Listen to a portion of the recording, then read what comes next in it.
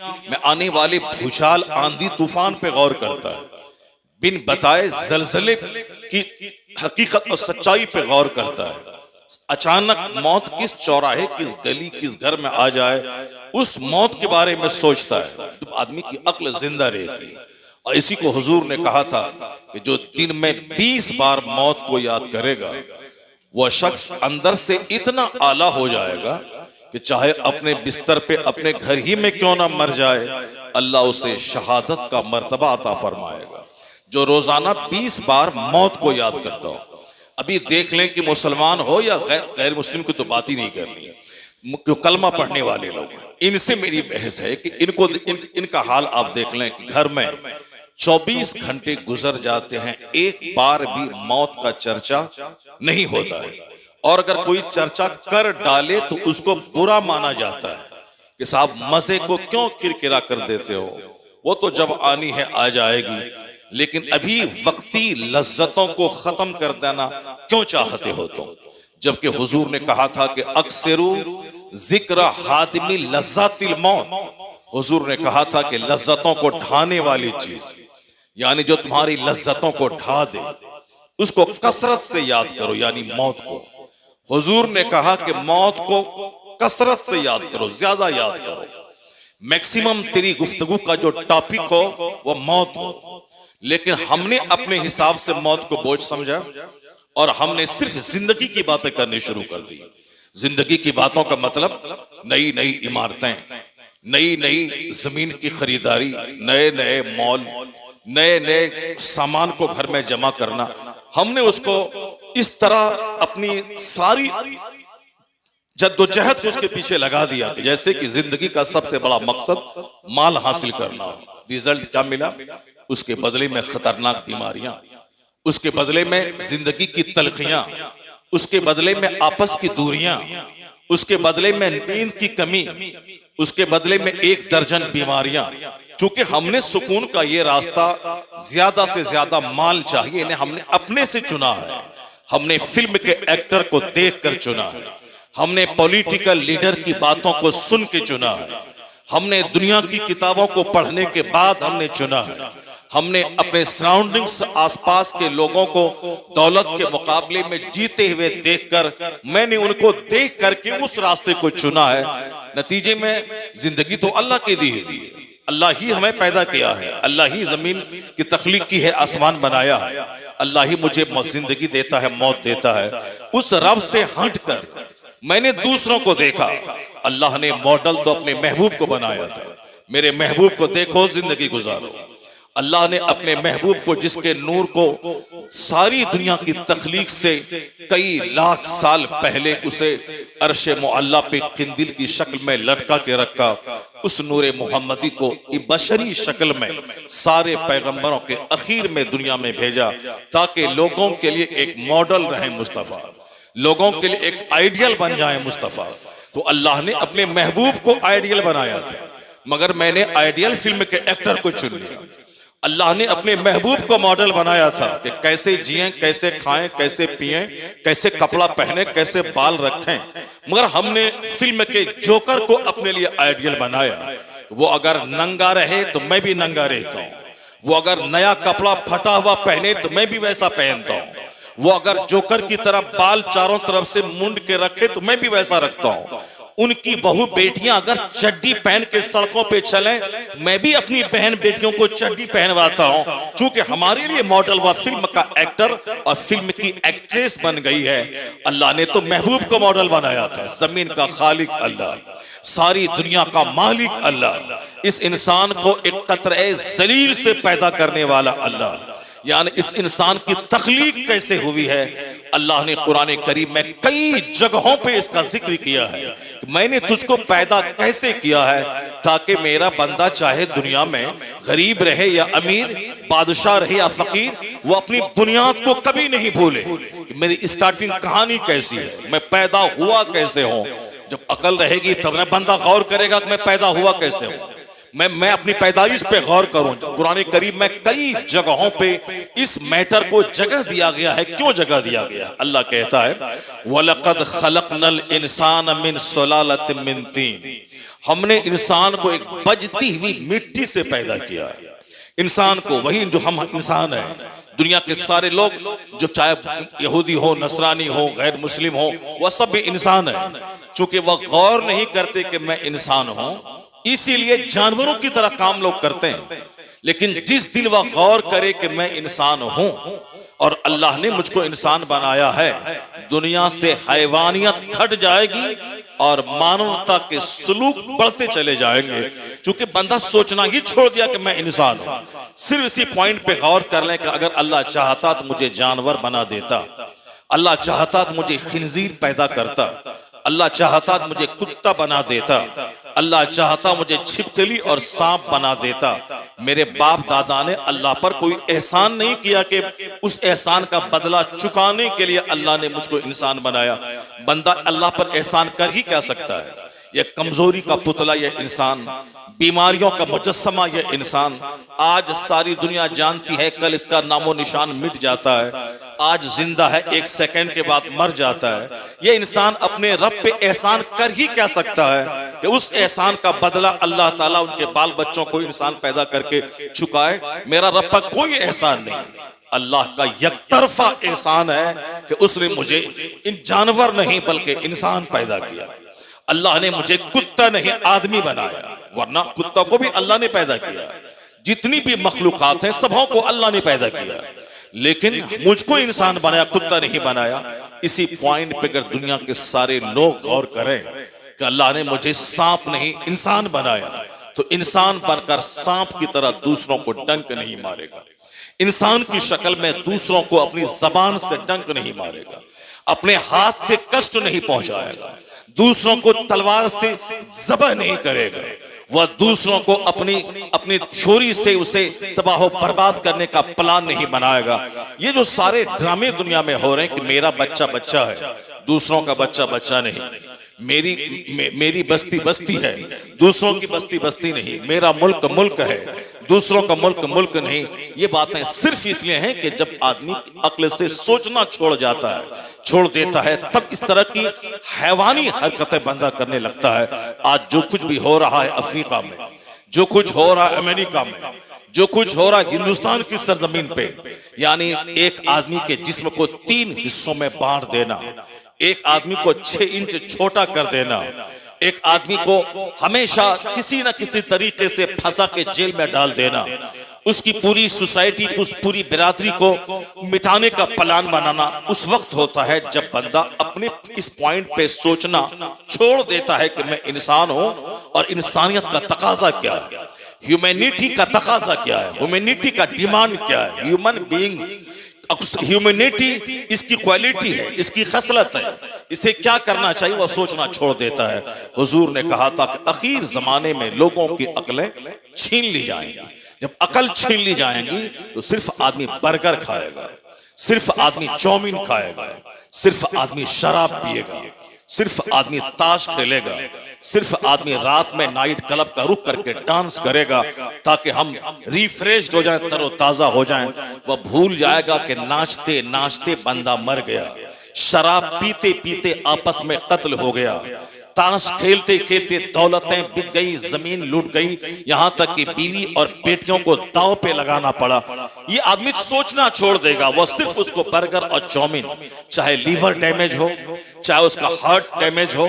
आज सारे डॉक्टरों के पास जाने के बाद अक्सर डॉक्टर यही कहते हैं कि अगर हार्ट की बीमारी से बचना है, जो जंक फूड है इसको खाना छोड़ दो, जो भी अननेसेसरी गैर जरूरी चीजें हैं उसको इस्तेमाल करना छोड़ दें। यानी डॉक्टर कहते हैं सिगरेट पीना छोड़ दें, डॉक्टर कहते हैं बीड़ी पीना छोड़ दें, डॉक्टर कहते हैं कि गुटखा खाना छोड़ दें। अगर लीवर की सेफ्टी चाहिए, अगर हार्ट की सेफ्टी चाहिए, अगर इंटेस्टाइन की सेफ्टी चाहिए, अगर बसारत की सेफ्टी चाहिए, अगर चाहते हैं कि समाज बरकरार रहे, तो इन अननेसेसरी चीजों को छोड़ दें, गैर जरूरी चीजों को छोड़ दें।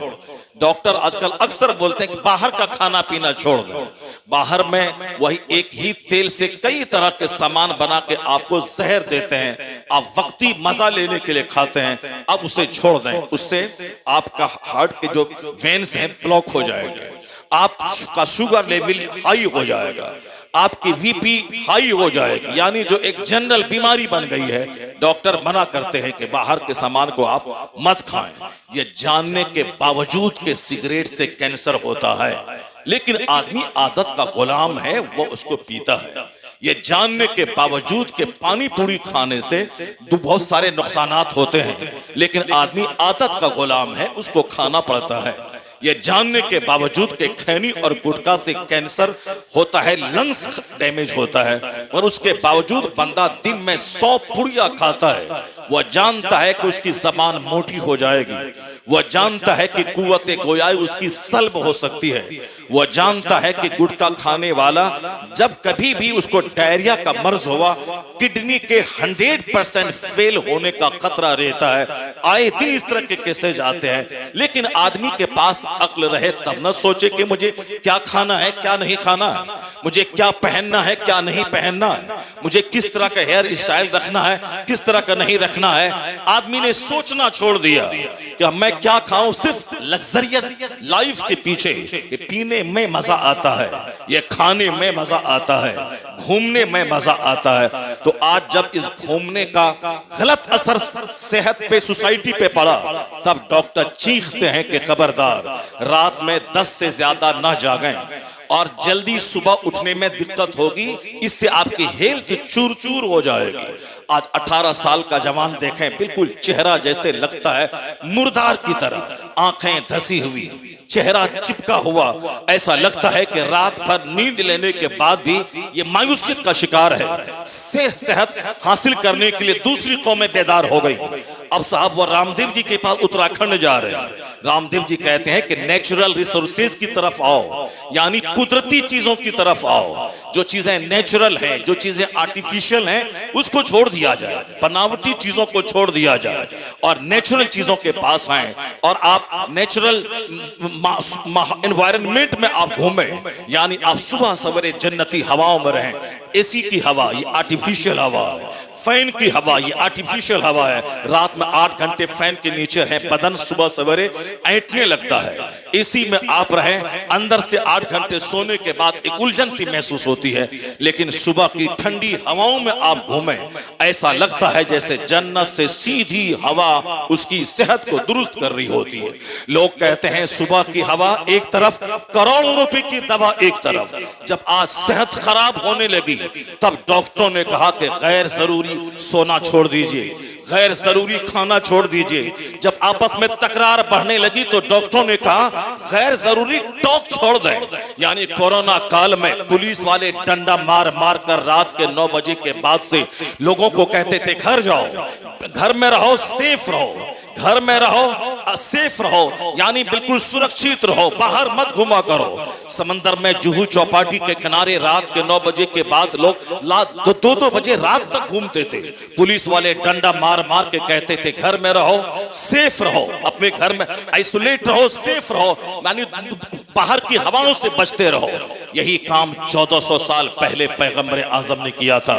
हुजूर ने कहा था, आज की तारीख में कहते हैं गैर जरूरी खाना, गैर जरूरी बोलना, गैर जरूरी पहनना, गैर जरूरी घूमना, ये तबाही का जरिया है। सेहत जाएगी, सुकून जाएगा, समाज में जीने की लज्जतें जाएंगी, जिंदगी की रंगीनियां खत्म हो जाएंगी।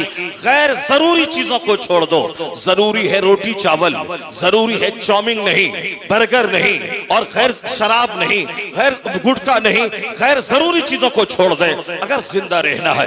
गैर जरूरी दोस्ती, गैर जरूरी कपड़ा पहनना, गैर जरूरी दूसरों से ताल्लुकात कायम करना, अननेसेसरी चीज जो नेसेसरी एसेंशियल है उसको अपनाए, जो गैर जरूरी को छोड़ दें। कुर्बान रहमते दो आलम सल्लल्लाहु अलैहि वसल्लम की ज़ात गिरामी पे कि 1500 साल पहले न अमेरिका का वजूद था, न चाइना जापान के इल्म की कोई कहानी थी। हिंदुस्तान में एक मकतब तक नहीं था। 1500 साल पहले नालंदा यूनिवर्सिटी का नाम मिलता है। बुद्धिस्टों की एक छोटा सा मकतब है, उसी का नाम नालंदा यूनिवर्सिटी है। वो भी उसकी कहानी भी 1100 साल की है। 1500 साल पहले हिंदुस्तान में न यूनिवर्सिटी थी, न कोई कॉलेज था, न अमेरिका नाम का कोई मुल्क था। अमेरिका नाम के मुल्क का पता 1495 में कोलंबस ने लगाया है कि अमेरिका नाम का कोई मुल्क है। चाइना जापान में विकास नाम की कोई चीज नहीं थी। हिंदुस्तान में एक भी इंजीनियर उस वक्त मौजूद नहीं था।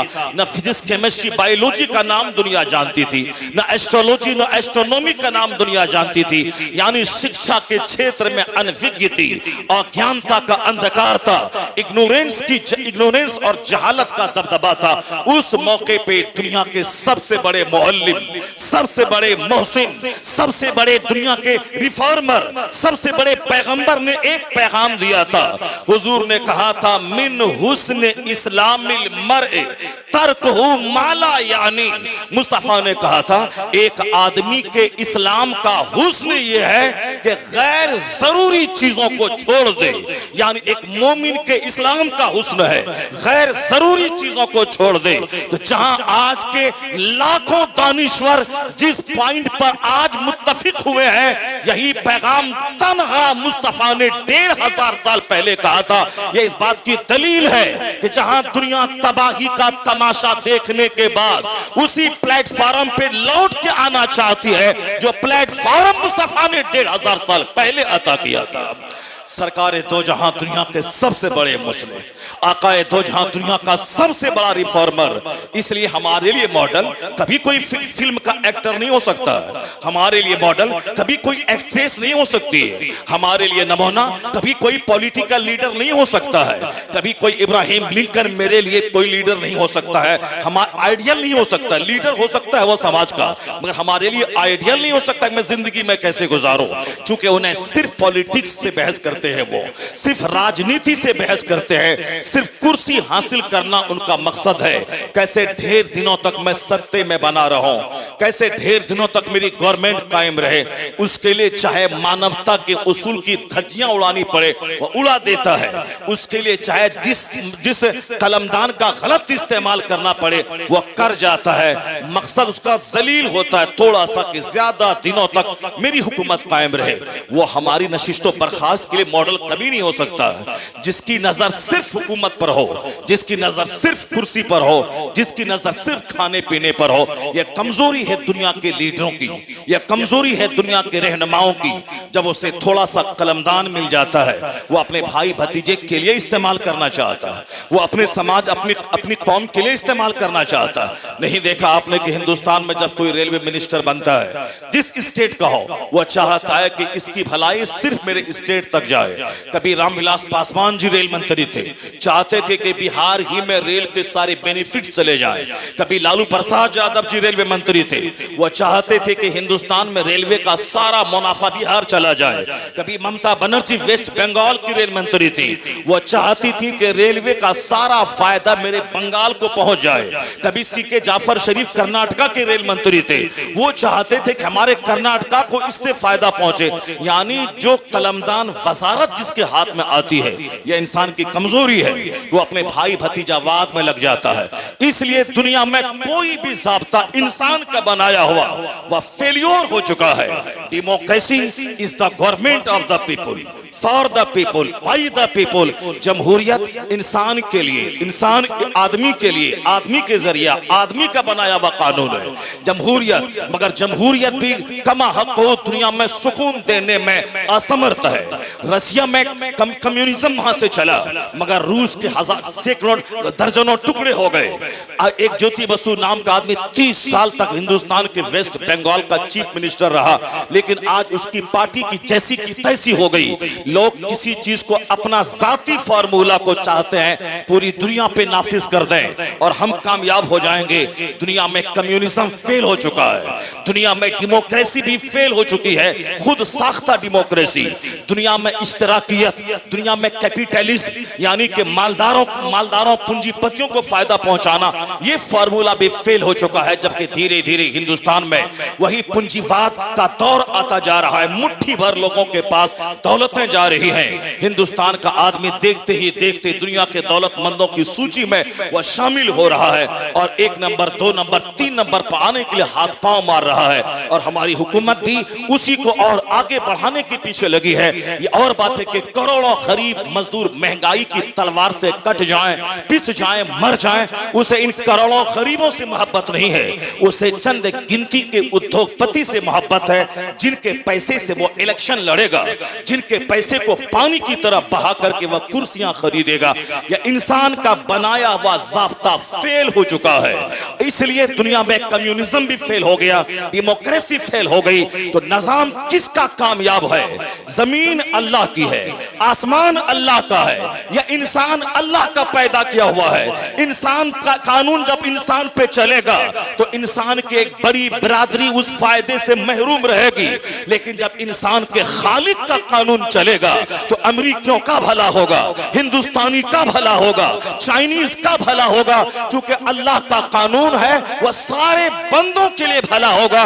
इसलिए अल्लाह ने अपने महबूब को रहमतुल लिल आलमीन बना के भेजा कि देख मुस्तफा को कैसे खाते हैं, कैसे पहनते हैं, कैसे जीते हैं, कैसे चलते हैं, कैसे जद्दोजहद वाली जिंदगी गुजारते हैं। मुस्तफा को कोई क्रिश्चियन भी देखे, जन्नत भले ना मिले दुनिया में कामयाब हो जाएगा। मुस्तफा को यहूदी क्यों ना देखे, भले जन्नत नहीं मिलेगी बदअकीदगी कुफ्र की वजह से, मगर दुनिया में कामयाब होगा। मुस्तफा को कोई गैर मुस्लिम देख के जिंदगी गुजारे, जन्नत नहीं मिलेगी मगर दुनिया में अच्छी जिंदगी मिलेगी, उसको एक कामयाब जिंदगी गुजारेगा। इसलिए दुनिया वाले नाकाम होते हैं कब? जब अपना उसूल चलाते हैं। लेकिन जिस दिन दुनिया में उसूल अल्लाह का चलेगा, जिस दिन दुनिया में कानून मुस्तफा का चलेगा, उस वक्त झोपड़ी में भी बादशाहों जैसी काबिले रश्क जिंदगी मिल जाएगी।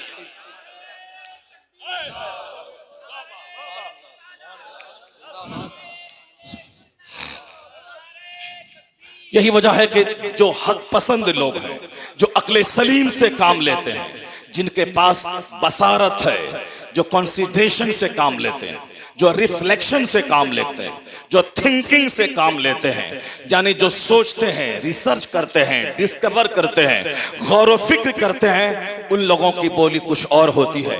और जिनकी अक्लें छीन ली जाती हैं उनकी बोली कुछ और होती है। जैसे हिंदुस्तान में चंद लखेरों की अक्लें छीन ली गई। इन लुच्चों लफंगों ने उनकी जिंदगी के खिलाफ कीचड़ उछालना शुरू किया। किन की जिंदगी? जिनकी जिंदगी बेदाग थी, जिनकी जिंदगी में किसी किस्म का कोई दाग नहीं था, जो रात रात भर सिर्फ इबादत करें, जिसके पाए अक़दस सूज जाएं, जिनके चूल्हे में 2-2 महीने तक आग नहीं सुलगती हो, जो सिर्फ पानी और खजूर पे गुजर बसर करते हों, जिनका बचपन लाजवाब, जिनकी जवानी लाजवाब, नबूवत के ऐलान से पहले वाली 40 साल जिंदगी सिर्फ नेकियों से इबारत थी। ऐलान नबूवत के बाद वाली जिंदगी वह भी सिर्फ नेकियों से इबारत है।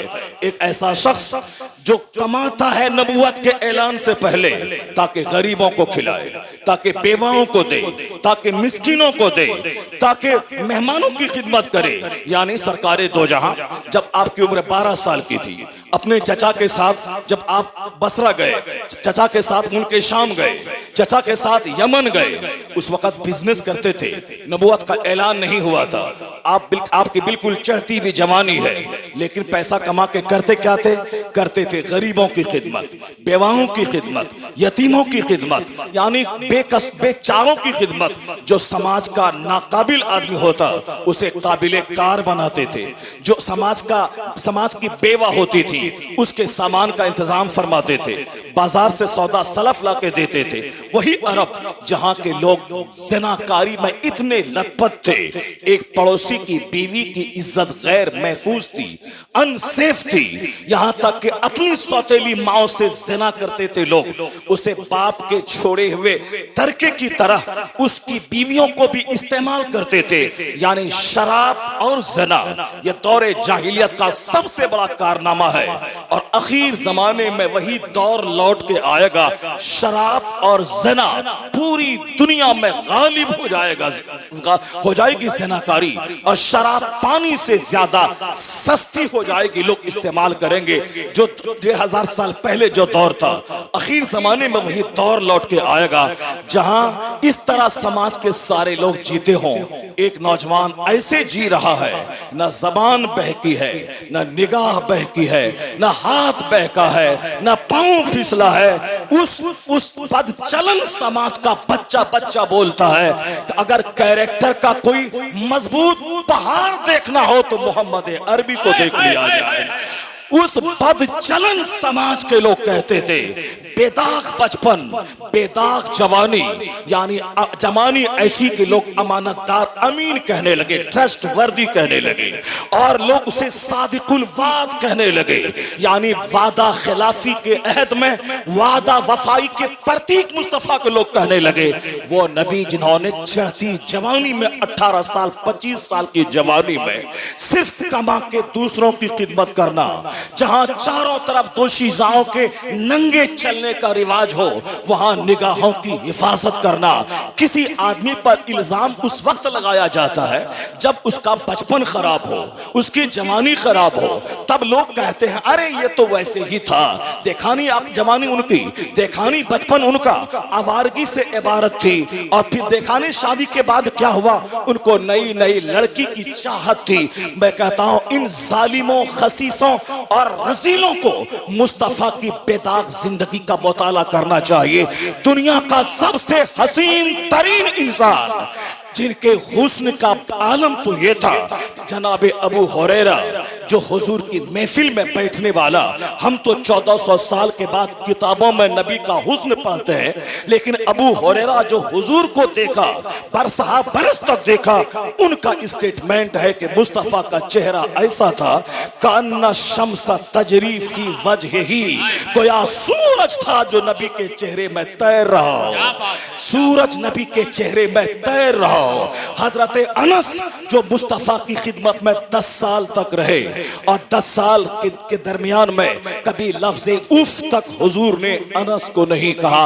यह कोई दुनिया का इंसान कह ही नहीं सकता है। मेरे पास तो एक नौकर रहता है, मैं सुबह से शाम तक 50 बार रे और बे उसको कहता हूं, उसके खानदान को खंगाल देता हूं। यहां 10 साल तक यूरोप का एक दानिश्वर मुस्तफा की लाइफ स्टोरी को बयान करते हुए कहता है, Anas lived in the service of the holy prophet for 10 years but he did not tell even word of, यानी अनस 10 साल तक मुस्तफा की खिदमत में रहे, मगर लफ्ज़े उफ तक उस अखलाक के पहाड़ ने नहीं कहा। यह इस बात की दलील है न उस जैसा इंसान पहले कोई पैदा हुआ, न क़यामत तक कोई पैदा। नारे तकबीर, नारे रिसालत, शान मुस्तफा, अज़मत मुस्तफा। तारीख आदमियत का इकलौता इंसान, तारीख इंसानियत का इकलौता इंसान, तारीख आदमियत ने आज तक उस इंसान की शक्ल सूरत का दूसरा नहीं देखा जिनका बचपन बेदाग हो, जिनकी जवानी बेदाग हो, जिनकी जिंदगी का एक एक चैप्टर लाजवाब हो। मैं कहता हूं जिनकी जिंदगी में कुछ पहले से गड़बड़ होती है, तब बाद में लोग उसमें ऐब निकालते हैं, अरे ये तो पहले से वैसा था।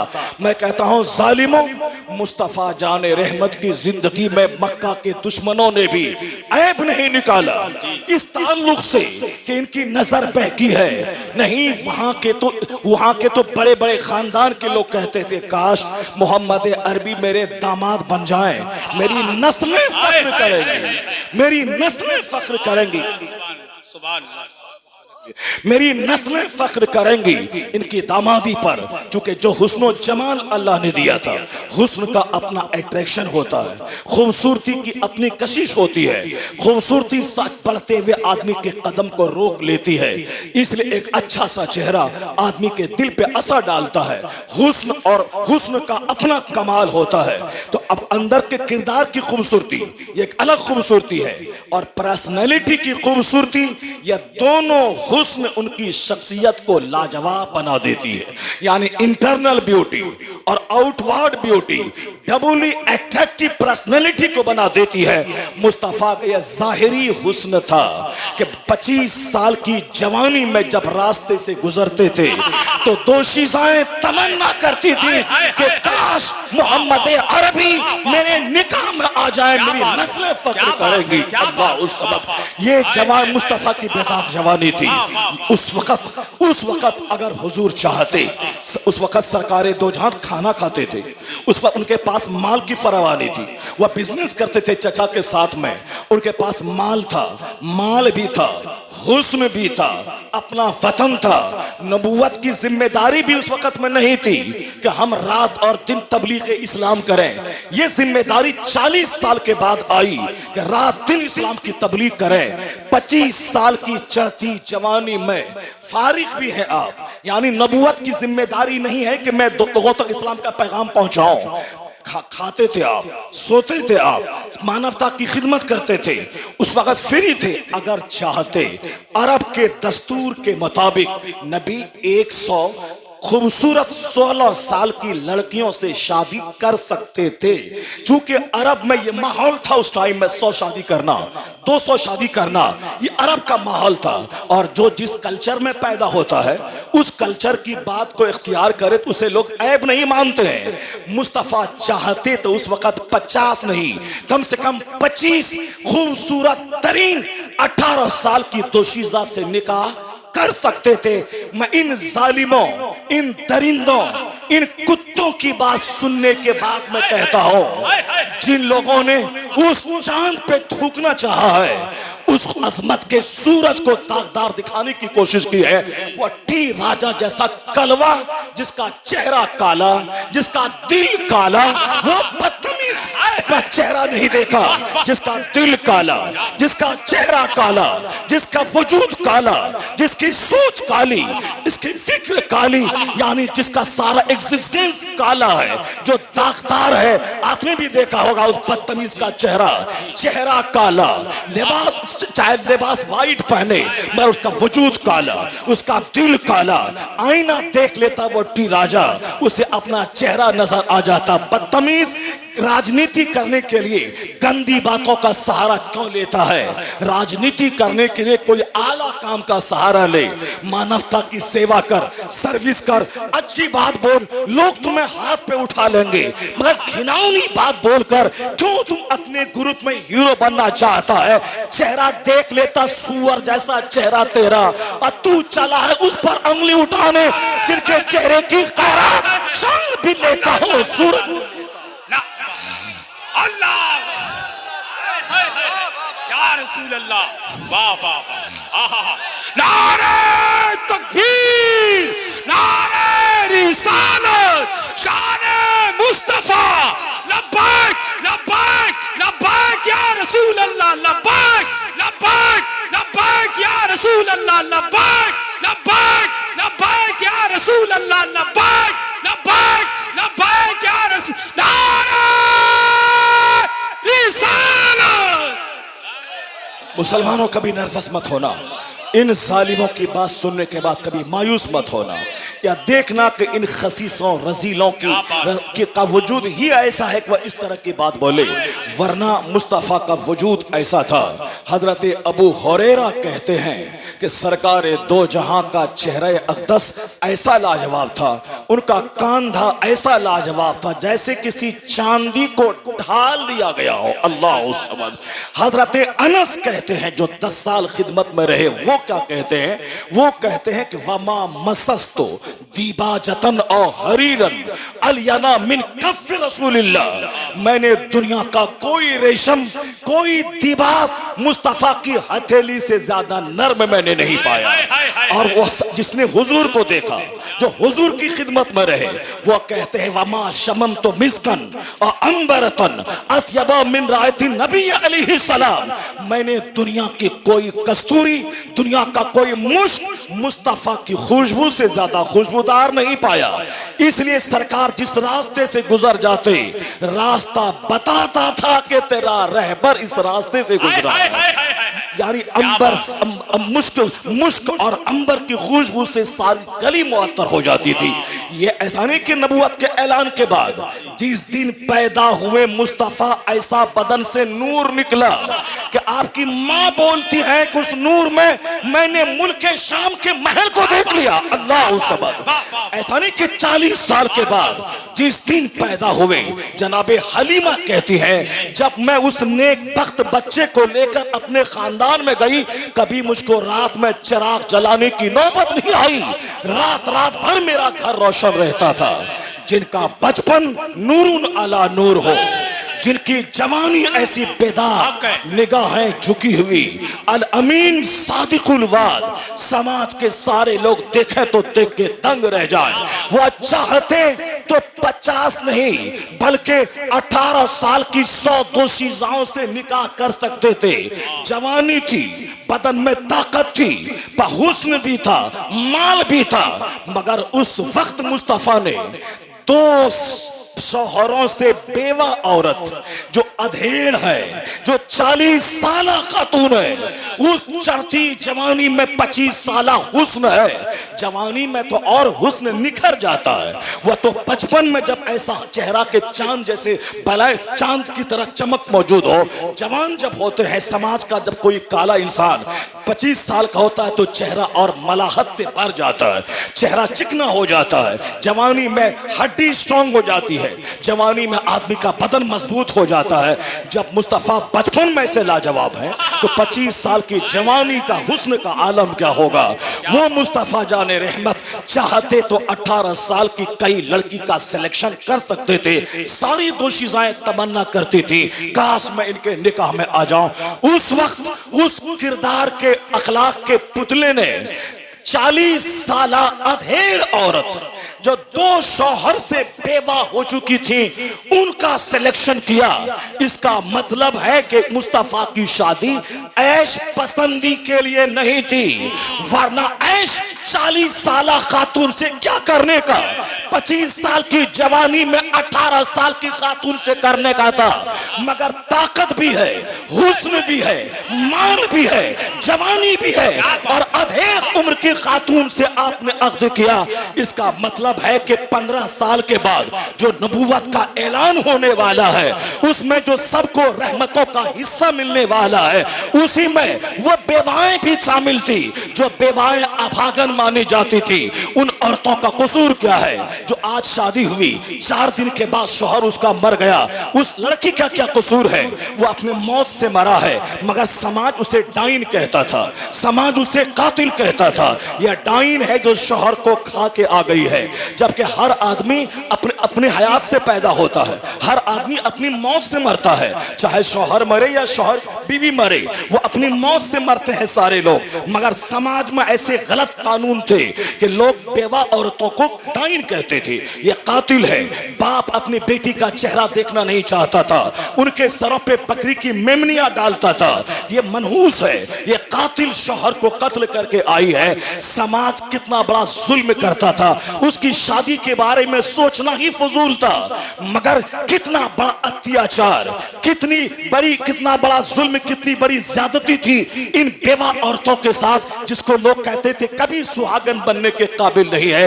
रहमते दो आलम जो कुछ 40 साल के बाद कहने वाले थे, उसी को प्रैक्टिकल में 25 साल की उम्र में उस बेवा खातून से अक़्द करके बता दिया कि बेवाएं अभागन नहीं सुहागन बनने के काबिल है। तो मैं कहता हूं जिस मुस्तफा ने बेवाओं को सम्मान दिया कि आज हिंदुस्तान की बेवाओं की शादी हो रही है, आज अरब की बेवाओं का निकाह हो रहा है, अमेरिका की बेवाओं की शादी हो रही है, यह एहसान मुस्तफा जाने रहमत का है जो गलत नीति को तोड़कर बेवाओं को जीने का हक अता कर दिया।